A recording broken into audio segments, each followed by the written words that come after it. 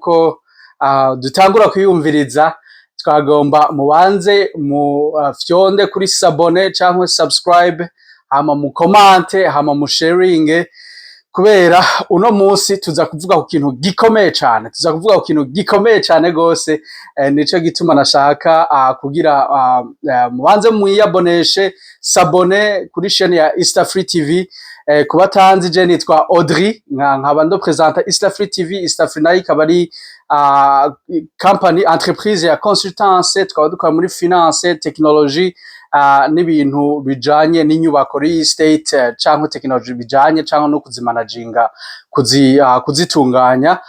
Donc imbere yuko rero tuvuga ido nido ya yuno munsi, kubera sinshaka yuko mubirata, nagomba mubanze mu clique sur s'abonner cankwe subscribe, hama muze gukomanta muri benshi, muze gusharinga, kuko ni ibintu dukeneye kumva, kuko ni ibintu biba muri societe, ni ibintu biba mu mahanga, ni ibintu biba ahantu hose.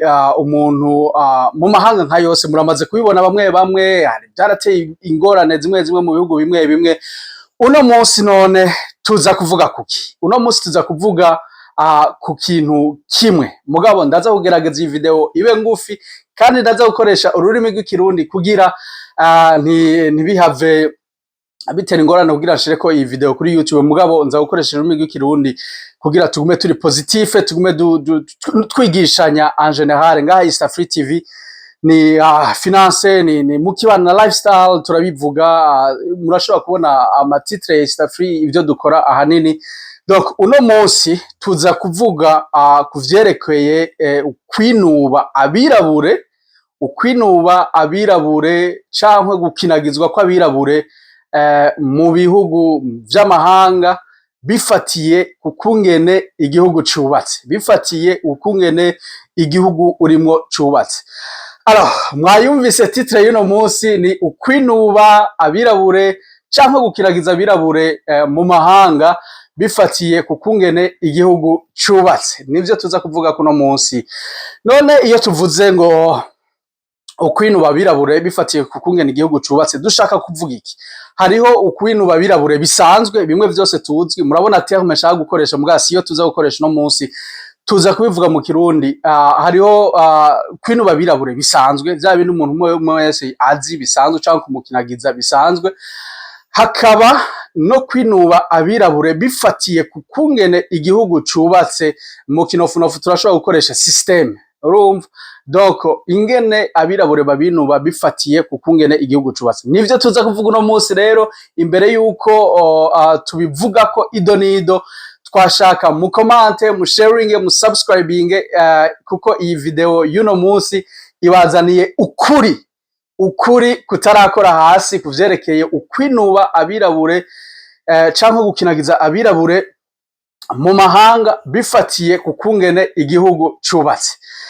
Ego none uko kwinuba abirabure kuva kuki? Tukubonera hehe cane? Aha ikintu ca mbere twatangura kuvuga ni nko mu bintu vyerekeye akazi, mu bintu vyerekeye imibano. Urumva, nko mu bintu vyerekeye akazi, nagomba ndababwire, ndaza gufata akarorero nko gihugu jewe ndimo ngaha muri Canada.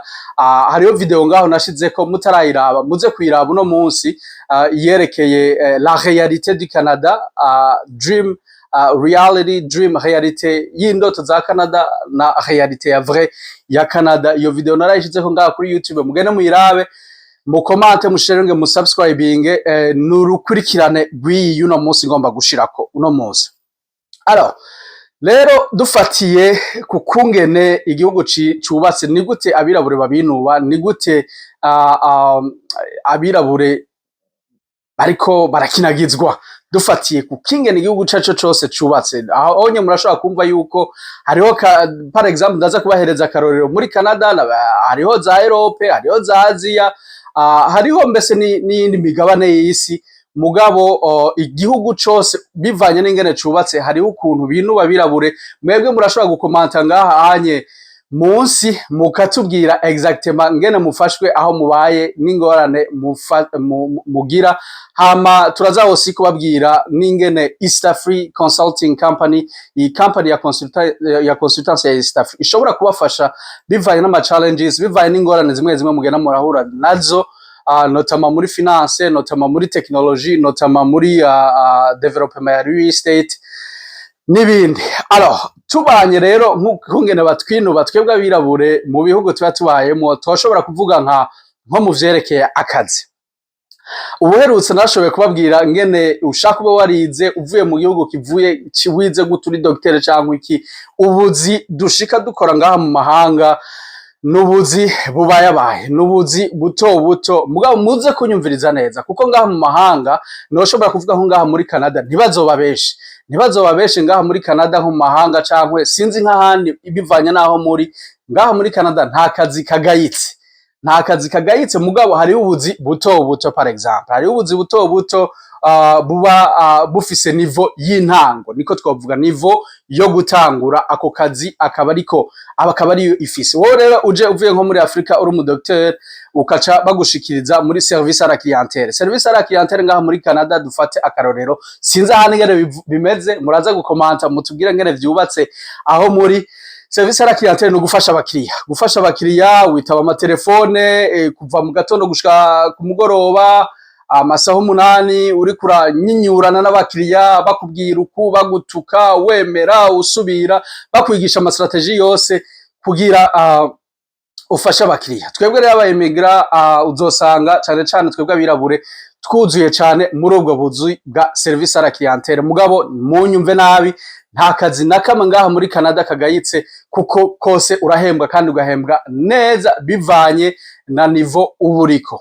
Hariho abantu bakora ubuzi bwa service à la clientèle ugasanga barahembwa amahera meza, n'abandi bakora ugasanga bahembwa make gutyo ntibazobahende. Hariho n'abandi bashobora kuvuga ati ngo guca ibiti muri Canada, urumva guca ibiti ni ibintu bisaba inguvu, uriruka hirya no hino, mugabo urahembwa neza, ugatunga umuryango, wanashima ukagura n'inzu, ukabandanya ubaho. Urumva rero aho hanini ndiko nababwira nko mu vyerekeye ubuzi, uca usanga twebwe dukora ubuzi buto buto bumwe bubayabaye tugishika ngaha anye muri Canada, mugabo iciza kirimwo muri ivyo vyose nuko ubwo buzi buhemba. Uku ndiko nababwira ukuri, ndiko tuvuga ukwinuba kw'abirabure mu mahanga bivanye n'ingene igihugu cubatse. Alors turiko turavuga mu vy'ubuzi, utanguye muri service à la clientèle, ushaka warize urakora mu fast food, urashobora gukora muri Tim Hortons, urashobora gukora muri McDonald's, urashobora gukora service à la clientèle yose babonye, cyangwa ibintu vy'inguvu, ama demolition muri construction. Nagomba ndababwira inkuru ntoya nka jewe nkishika ngaha muri Canada par exemple, ndababwira agakuru kugira mwumvirize ngene biba bipanze. Nka je nkiza ngaha muri Canada, nababwiye yuko nashikiye muri Vancouver nje kwiga, nje kugira maîtrise wanashaka mu bintu vy'ubutunzi. Hama nshitse, urumva ubushitse muri Canada ubushikira muri za realite twamara kuvuga. Hamushitse uravuga ati none ntegerezwa kurondera akazi, ntegerezwa kwiruka hirya no hino kugira nkore, urumva ndafise niveau, ndafise licence, nje kugira maîtrise, none ako kazi kaca kavahe? Ako kazi ucikora kaba kameze gute? Akazi ka mbere natanguye gukora novuga nk'abantu bari mu Burundi par exemple, novuga nko muri Kinju dufate urumva akazi ka mbere natanguye gukora, nakora akazi kwerekeye gushirako ama etiquette ku macupa y'amazi, nkashirako ama etiquette. Nari mfise ikimashini kishirako ama etiquette ku macupa y'amazi, nkaguma ncunze ico kimashini, ndaba yuko amatariki date d'expiration yagiyeko neza, nkarabe yuko amatariki yagiyeko neza, nkaba ncunze ico kimashini, tugacungana nk'amasaha 12 ku munsi, nambaye vya birato bimwe bivyimbisha amano, bimwe biproteja. Urumva ugasanga umunsi wose uramaze, ushitse muhira waheza akazi ibirenga uduza, uvuga ati karabaye none i Canada ni gute nuko bipaze. Donc ako nakarorero kamwe je narishatse kubabwira, ndababwire ngene biba bimeze, kandi umuntu abaje afise niveau ashobora gukora ibindi warize, mugabo ngene bakwinuba muri bimwe n'ivyo. Alors ikintu cyose rero muze murarabo ni gute twogikuramwo positivity, ni gute ivyo uri kuracamwo vyose ubikuramwo positivity. Ego barakwinuvye, uraronse ubwo buzi bubayabaye, mugabo iciza cavyo uriko urahembwa, uriko urakontribuwa muri societe, uriko uratunga umuryango, uriko urariha amafagitire, uriko urashobora kurungikira n'akadorare, aba diaspora barashobora gucora akadorare bakarungikira hari i Burundi canke mu bihugu bavamwo bakarungira akadorare abantu biwabo. Urumva yuko aba ari ibintu vyiza kuko uriko urahembwa naho ari akazi k'inguvu naho katajanye n'ivyo wize ntaco, mugabo urahembwa akadorare ukaronka hama ukabandanya urabaho. Abantu rero bari nko mu bihugu vy'iwacu muri Afrika barashobora kwibaza ngo nakaca ibiti, urumva bakumva umengo n'akazi kagayitse. Nta kazi kagayitse ngaha. Nagomba ndababwire ko umuede maso wo ngaha hanye muri Canada ahembwa amafaranga menshi cane gose gusumvya imishahara yo muri Afrika. Ayamwe amahera menshi gose gusumvya imishahara muri Afrika. Uramubona acafuye afise ibirangi hirya no hino, mugabo ugasanga kuri konte ku mufuko hameze neza, haratunganye neza gusumba umudirecteur general wo muri banki yo muri Afrika. Urumva donc nivyo ubwo buzi. Mugabo twebwe rero tuba tuje kubutangura abari ubuzi do base, abari ubuzi bwo hasi, abari ubuzi bw'abantu bafise niveau ntoya. Mugabo ubuzi bwino bumwe burasaba ama certificate, utegeza guca ama certificate kugira ubijemwo. Mugabo kenshi uzobusangamo aba immigrant, uzobusangamo abanware, uzobusangamo ngene systeme yubatse, ugasanga ni harimo vraiment ukwinuba abanware bivanye n'ingene abirabure bivanye n'ingene systeme yubatse. Alors ivyo rero bimwe tuvuze mu buzi twovuga ntitwoheza tushaka tugenda mu kibano naho. Mu kibano naho ni gute batwinuba bivanye n'ingene systeme yuba. Mu kibano uzobona rimwe ngene bakubaza ibibazo, ukaza wumva barakubajije ngo uvahe. Urumva East Africa ashobora kubafasha nkaza ndabahereza n'ama strategy amwe nko ngaha muri Canada par exemple. Umuzungu akaza akubaza ati uvahe ukaca umubwira aho uva, ukamubwira. Mugabo nagoma ndababwira muzoze murapaying attention, muzoze murumviriza neza ibibazo azokubaza aba ari vyo exactement uzoca umubaza. Urumva ikibazo azokubaza kugira mumenyane neza nawe aba ari vyo uzoca umubaza kugira mutahurane mwumvikane, yumve yuko kuko twebwe twesha abayimigra baza. Urashobora gusanga uri n'umukanadi mugabo urafise yumva. N'abantu benshi rero bino dufate nko muri Canada barafise origine yabo, ya origine européenne, origine y'abongereza, origine y'abafaransa, ugasanga nabo nyene barafise iyo bava. Iyo rero yumvise nabo mubajije atuvahe, benshi baca kugira ngo mva ngaha muri Canada ngo navuki tumaze ati none origine yawe nayo ni yihe? Urumva ni yihe? Aca yumva ati wa muntu ntiyoroshe, hama mukaca mubandanya conversation bikamera neza. Urumva hama turiko turabandanya tuvuga ngene batwinuba mu kibano, turiko turavuga ngene mu buzi, hama turiko turavuga no mu vyerekeye technology. Ugasanga ama application adahera, wirirwa wa applica ibintu. Uje par exemple dufate ufise nka permis de conduire, kugira wewe uzotangure gutwara imodoka ngaha muri Canada, application bikamara umwaka canke imyaka ibiri uri kuri applica permis de conduire. Murumva ngene igihugu kiba cubatse, baragusaba amadokima ku buryo bagusaba authenticité yiwanyu mu gihugu uvamwo, ukaja kwirondera iwanyu, hama ukayizana, ugasubira ukagira ama application, ugakora ama test hirya no hino. Ivyo vyose ni ikungene igihugu cubatse kugira bidusubize inyuma cankwe bitume tudatera imbere n'ingoga vuba bwango. Urumva uko n'ukuri kungene ibintu biba bipanze, kungene ibintu biba bimeze ngaha mu bihugu tuba turimwo. Rero twari tubazaniye ukuri, tubabwire neza uko kuri aho guhagaze kugira mu bitahure muvyumvishe n'abandi. Hama twebwe ngaha muri East Africa TV cyangwa East Africa Consulting Company turabafasha mu vyerekeye ama challenges mushobora guhura muri finance cyangwa muri technology cyangwa mu bindi vyose vyerekeye lifestyle. Turabahereza izo manuro kugira mubi surmonte, hama mu persevere mushike aho mutegerezwa gushika mu buzima. Urumva donc ivyo rero nivyo twashaka kubasangiza uno munsi. Mugabo turaza kudevelopa gatoya, tudevelope nko ingene babihinduye. Urumva kera nk'ubu dutanze example, kera nk'ivyerekeye gukinagizwa kw'abirabure turabizi benshi ngene abanyamahanga baza mu bihugu vy'iwacu bakadukinagiza vya bindi vy'amata n'amasoro zana magi tusa, baradusanga iwacu bakaza bakadukinagiza, tugakora tukiruka tugasubira. Badusanze iwacu usanga main d'œuvre bakoresha ari main d'œuvre iri non qualifiée, ugasanga ni main d'œuvre itize, ugasanga n'abantu b'abanyagihugu bato bato, ugasanga n'abantu ataco barishikana ko mbwa wasanga ari abanyagihugu dufashe nko mu Burundi wasanga ari abantu batize.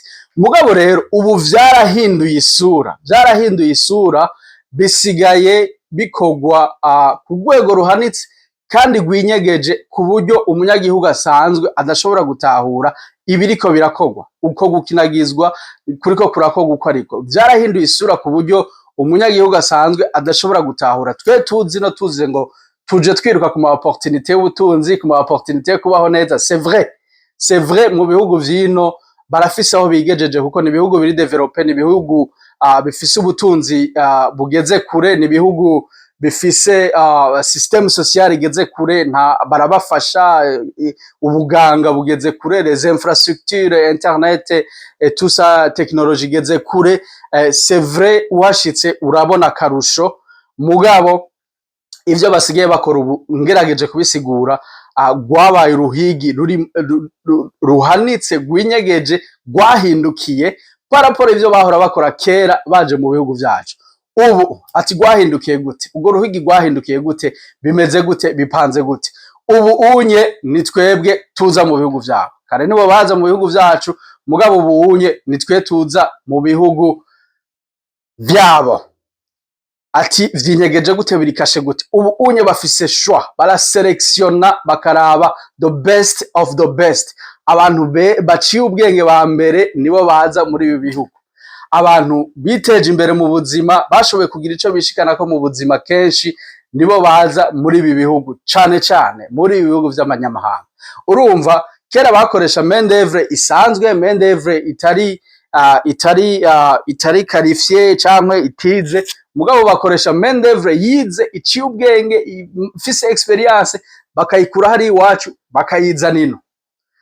Uko niko uruhigi rwahindukiye. Hama tukaza ukacushikira muri vya bindi nariko ndabasigurira, bwa buzi bayabaye mu kibano, ngene batwinuba muri mu vyo dukora vyose, urumva mu kazi, muri finance, muri technology ukacushikira muri vya bindi. Hama wewe dufate uraje ushikiye ngaha, ushitse uri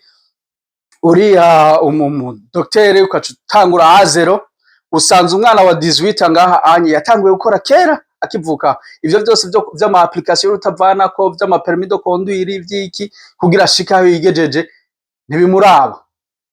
Umwana wa 18 ngaha anye dufate nko muri Canada, ugasanga afise aratunze, arifasha, arafise inzu, arafise ahaba, afise imodoka, afise kila kitu. Natwe tuje A45 ukacutangura muri ya processus, ama application utavanako, ukaapplika ama permis ya residence, ukaapplika nationalité, ukaapplika ivy'uburofije, ukaapplika n'akazi kugira ukore, ukarondera permis de travail kugira. Kandi ivyo vyose bitwara umwanya. Urashobora kumara umwaka umwe, imyaka ibiri utarakora, uri kuriruka urindiriye. Utarakora rero bica bigenda gute? Barase système social zica zigusupportinga, ukabahereza ama information yawe yose. Izo système zigusupportinga ziba zigufise ngaha, kubera uti gaburira ntiyigaba, uwutigaburira ntiyigaba. Ziba zigufise ngaha, zikagusupportinga, zikagukoropa mu mutwe, zikagushira aho utegerezwa kuba. Mugabo ivyo vyose turashobora kubisurmonta uje ufise objectif. Ni gute ubisurmonta? Murashobora kwegera East Africa bibabwira, ikabahereza ama conseil comment tu peux surmonter tuse ayo ma challenge yose, ivyo bintu vyose bigufrena mu buzima. Iyo utanguye ubuzima ngaha anye, ni gute wobisirimonta en general? Murumva rero ngene uruhigi rwahinduki.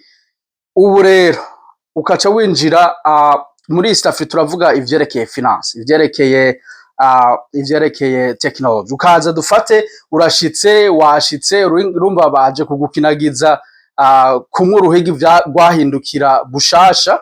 Hama ushitse ngahanye ukacushika 45, utanguye kwiruka n'ubuzima, utanguye kwiruka n'akazi, utanguye kwiruka n'ama application. Ivyo byose bikagusubiza inyuma. Ubona utwana twa 18 20 ngahanye dufise ubuzima, dufise kila kitu, twavukiye ino, wewe bikagusubiza inyuma.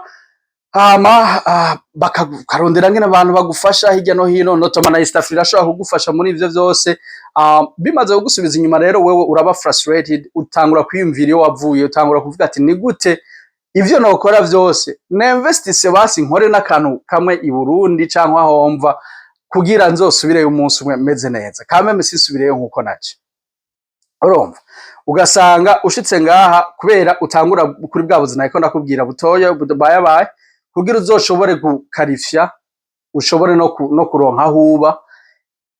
Kandi ikindi kintu naco nagoma ndababwire abanware ngaha anye ingene twasanzwe abirabure ngaha anye ingene tubayeho, ngene dukora, ngene ibintu vyose umengo ibintu vyose dutegerezwa kunyinyurana, canke tukavuga competition, canke tukavuga iyo ari competition royale ku buryo ari mu gufashanya mu vyerekeye business, mu gukorera hamwe, mu gutera imbere mu iterambere economique, aho onye vyari kuba biryoshe, vyari kuba ari sawa. Mugabo kenshi usanga dufise competition yo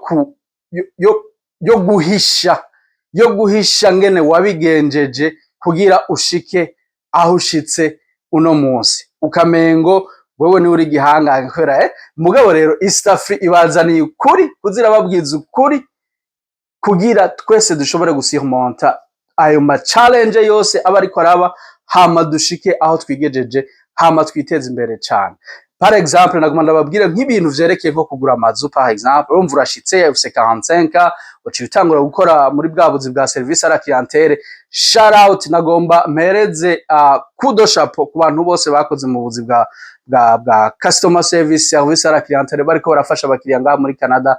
Nagomba ndabahereze kudo chapeau, n'ubuzi bugoye kandi bumena umutwe. Uriyumvira par exemple nagomba ndababaze nko gukora muri customer service yo gufasha abakiriya nko muri Costco dufate, witaba telefone midi mate midiso ni Costco, urumva urahangayika ukavayo umutwe wasadutse, si ubona urashitse muhira no mu gitanda ngo ushobora canke mu mabanki. Urumva muri Afrika turashobora kubona umengo n'ubuzi bumeze neza, muga bino turakubiti kugahangayika. Nababwiye ngaha muri Canada rero iciza cavyo ukuri kwavyo ntibazobahende, nta kazi na kamwe kagayitse, kuko ubwo buzi bwose ukuruha ukumererwa nabi baraguhemba neza, ugatunga umuryango ukabaho, habireka kuba neza cane nk'abandi canke iki, mugabo uratunga umuryango ukabaho, ukariha amafacture, ukaronka nakucagutsa ko ukarungikira abantu umuryango wasize hariya muri Afrika. Ko niko kuri rero guhari ngaha, n'umuntu akoropa n'umuntu muri ubwo buzi bubayabaye turashobora kugira nettoyage cleaning tusa, mugabo barahembwa ngaha. Ntibaze bababeshe, ntibaze bababwire ngo wagiye guca ibiti muri Canada. C'est pas ça, kuko umuntu aca ibiti ngaha muri Canada usanga umuravye ngene yifashe vyerekeye amafaranga ahembwa, usanga arusha umudirecteur general wo muri banke iyo ariyo yose nko muri Afrika dufate.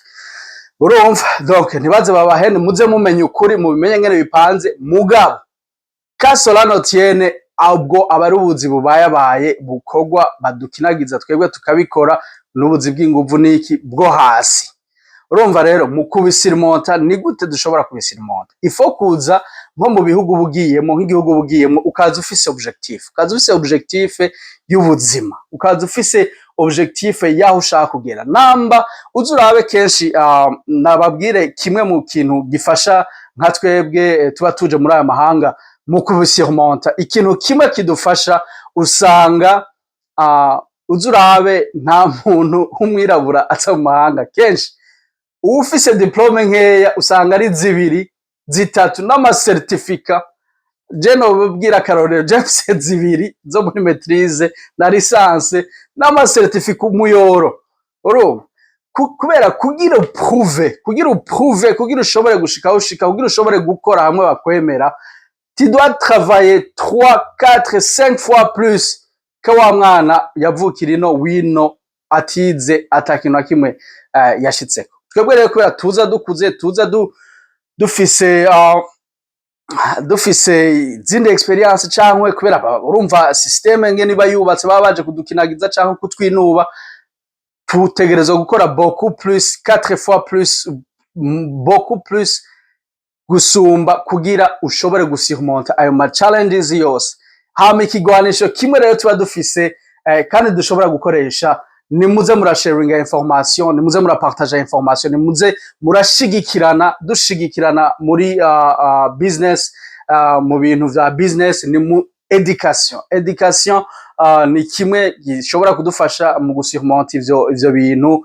Mwarabonye nko mu bihugu bimwe bimwe vyo muri Etats-Unis harabaye ama manifestation kubera ibinyana ndiko navuga, ama manifestation y'abantu bataryohewe kubera ibi biriko biraba. Ubu naho ntagomba ndababwiraho ngaha hanye muri Canada par exemple, ibintu biriko birahinduka kuri ritme nini, kuri ritme iteye ubwoba, ku buryo ama programme yose ama company yose afise programme yo kumakinga sure yuko abirabure bafise ikibanza muri company yabo, yo kumakinga sure yuko bavuga yuko abirabura bataba discrimine mu ntuzeya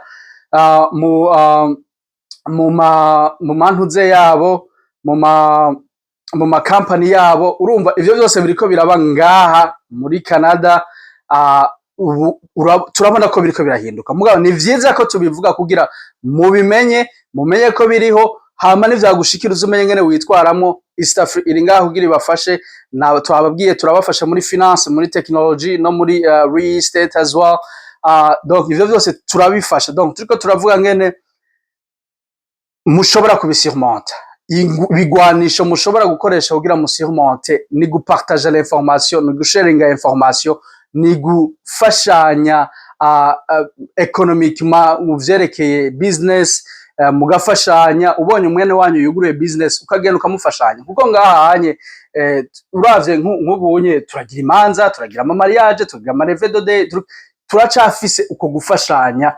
Twebwe abirabure bo ngaha hanze turacita bizo manza. Mugabo wugurure business ukugurura business, nta muntu n'umwe uzobona yahonyoye iwawe ucumenga urateye imbere, urabasize inyuma. Mais c'est pas ça. Ikigwanisho rero dutegerezwa gukoresha ni gufashanya no mu kwiteza imbere, no mu gushigikirana mu kwiteza imbere, nka kurya dushigikirana muri social. Ikindi kigwanisho dutegerezwa gukoresha c'est l'éducation. C'est plus fort que ikindi kintu cyose. Ni education, ni kuba informé, ni kumakinga sure yuko voice yawe bayumva ikumvikana, hama tukabandanya dutera imbere.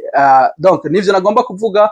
Ikindi kintu naco nagomba kuvuga muri izo challenges, ngene batwinuba, ngene badukinagiza, ngene vyahinduye uruhigi. Mwavyumvise nabikozeko ngene vyahinduye uruhigi. Kera bazi wacu bakadukinagiza hirya no hino, birasa nabi, abavuga ati ubu rero twaronse ubwigenge gutya na gutya, baca bakoresha iyindi strategie umunyagihugu asanzwe totahura. Ubu nitwe tuzi no, par contre hama hakaza le meilleur des meilleurs, akaba ari bo baza kugira baze gukinagizwa cankwe twinubwe. Mugabo kasolano tienne turavyo tuba tuvuye, haba hariho akarusho, ntimuvyumve nabi, haba hariho akarusho, kandi des fois hari igihe usanga bikenewe bivanye n'igihugu uvuyemo. Alors ikindi kintu nababwiye ko muri East Africa tuvuga finance, tuvuga technology, nagomba nababwira nko muri par exemple nko muri question ya finance, urashobora gusanga nk'abantu bose bagakompetisanya, ukavuga ati na utegeza kugura inzu par exemple. Ngaha muri Canada ntutegeza kugura inzu. Hari abantu bibaza yuko kugira ube successful utegeza kuba ufise inzu. Non, c'est pas ça. C'est vrai, hari abazungu benshi baje bararonka amafaranga kubera baragura amazu, bakaca baronka ama equity, bakaca bagura n'iyindi, gutyo iyo yindi nayo ikunguka equity, cyangwa bagafata amadeni, akagena muri banki agafata ideni, iryo deni bamuhaye akaca rihindura nk'ufise nka carte de crédit. Ukaba ufise carte de crédit ifise limite ya $25,000, ukaca uyihindura iyo limite ya $25,000 ukayigira ligne de crédit. Wigize ligne de crédit ukaca ugenda muri banki ukaca uvuga ati ngishaka kugura inzu, ukaca ufata ya ligne de crédit akaba ari ugira deposit, ukaca ugura inzu, hama ukaca ufata iyo nzu igize equity ugafata equity, gutyo ukagumude. Donc usanga abazungu bariyubatse muri izo systeme ku buryo batunze bateye imbere kubera bakoresheje iyo systeme. Urumva iyo systeme bakayikoresha, ugasanga bafise amafaranga y'igifyo. Urumva mugabo twebwe eske dutegerezwa guca aho baciye? Ko bo bakoze ibintu bigikunda, ko bo bakoze ibintu le finance zigishoboka, amaza kigugwa, amafaranga yumvikana, eske dutegerezwa guca aho hantu baciye? Bo ko kera inzu y'ivyumba 4, 5, 6 wasanga bayigura $250,000 cyangwa $200,000 cyangwa $300,000, uno munsi kabige zigeze ku miliyoni urenga cyangwa zitatu. eske twebwe dutegerezwa gukora exactement ça kugira dushike aho bashitse? Ko twe tuzi no tugashika ino dukuze, tugashika ino ibintu dusa ama challenge menshi, nabivuze ivyo ducamwo vyose. Eske dutegerezwa gukora ivyo? Comment on peut investir? Ni gute twoshobora kuinvestisa dukoresheje ubwenge tugatera imbere tutarinze necessairement guca aho hantu hose abo bantu baciye? Mugabo nagomba nababwire ko muri immobilier ni imwe mu ma investissement ari très intéressant kandi ushobora gutunga ugashika ushaka ubikoze neza. Harimo immobilier, mugabo harimo n'ibindi vyinshi, harimo n'ibindi vy'ama stock, harimo n'ibindi vy'ama bonds, harimo n'ibindi vyo gutradinga, harimo byinshi gose. Donc nagomba ndababwire yuko mpereze yuko muri East Africa tuzobafasha kugira mushobore gushikira ivyo vyose, mushobore gushika aho mushaka. Ahanini rero kugira iyi video ntibe ndende cyane, twagomba tubabwire ngene ukwinuba canke gukinagizwa abirabure mu mahanga vyifashe, tubabwire n'ukuri kwavyo, tubabwire n'ibintu bimwe bimwe tubona aho uherereye. Mbega wewe aho uri bimeze gute? Bipanze gute? Mugabo tugerageze tube positive, dukoresha amajambo yubaka, hama ikintu cyose kiba kiriko kiragushikira ugikuremwo ikintu kiri positive, caba positive cyane negative, gikuremwo ikintu kiri positive. Mugabo kiri positive ahubwo gikuremwo beaucoup plus positif au carré. Alors c'est ça, ivyo East Africa yagomba kubabwira, nivyo yagomba kuzoza irabamenyesha kugira twungurana ubwenge, tubitahure ko bihari. Ntitwibaze ngo vyaraheze, mugabo vyahinduye isura, vyagiye mu yindi sura abantu badashobora gutahura. Mugabo uravye neza, uragerageza ukabitahura, ukabona skiye ibintu biriko biraba ngene biba bimeze, ukabona uko gukinagizwa, ukabona uko kwinubana mu kibano, muri finance, muri technology. Ibintu vyose navuze biba bihari. Wewe nyene uriko uraraba iyi video urashaka kubibona, urashaka kuvyibonera, urashaka kuvyiyumvira. Ndisire nta mu immigrant ngahanye, dufate nk'umuntu avuye mu bindi bihugu, nta muntu numwe batarabazi yava. Iyo uriko uraganira n'umuntu wino, wishura gute? Uvyitwaramwo gute? Parce que nagomba ndababwire yuko aussi hari abantu baba bafise honnêteté mu vyo bariko barababaza, ugasanga nta kintazi, urumva, ugasanga nta vyazi rero, ugasanga nk'ubu nka jewe dufate nkaha muri aka kavirage mbamo, hari abantu usanga batarana voyage, bataraja naho bataravaha iyi village nyene ariyo bavukiyemwo bakuriramwo, batari bwigere babona umuntu ware canke umwirabure ngaha anye. Donc none bo bimenya gute? Twigishanye. Mugabo wawe yabikubaza ukacumengo ni vya bindi. Umviriza akubaze ivyo bibaza kubajije, vyumvirize neza nawe bimubaze, ama muganire muhuza, amahoro aboneke. Voilà, c'est ça. Ni East Africa uno musi twababwiye yuko titre yari iyo ivyerekeye kwinubana canke gukinagizwa kwa birabure mu mahanga, bivanye n'ingene igihugu cubatse. Twababwiye n'ingene East Africa ishobora kuzozira bafasha muri ivyo vyose. Mufise ico mubaza, murashobora kutwakura canke kutwandikira canke gukomanta ngaha munsi. Tuzoza turabafasha, hama twongera tuganira, twungurana ubwenge. Murakoze cyane gose, mugira ibihe vyiza. Twagomba tubibutse s'abonner canke commenta canke partager, murungike iyi video kugira tuvyumve.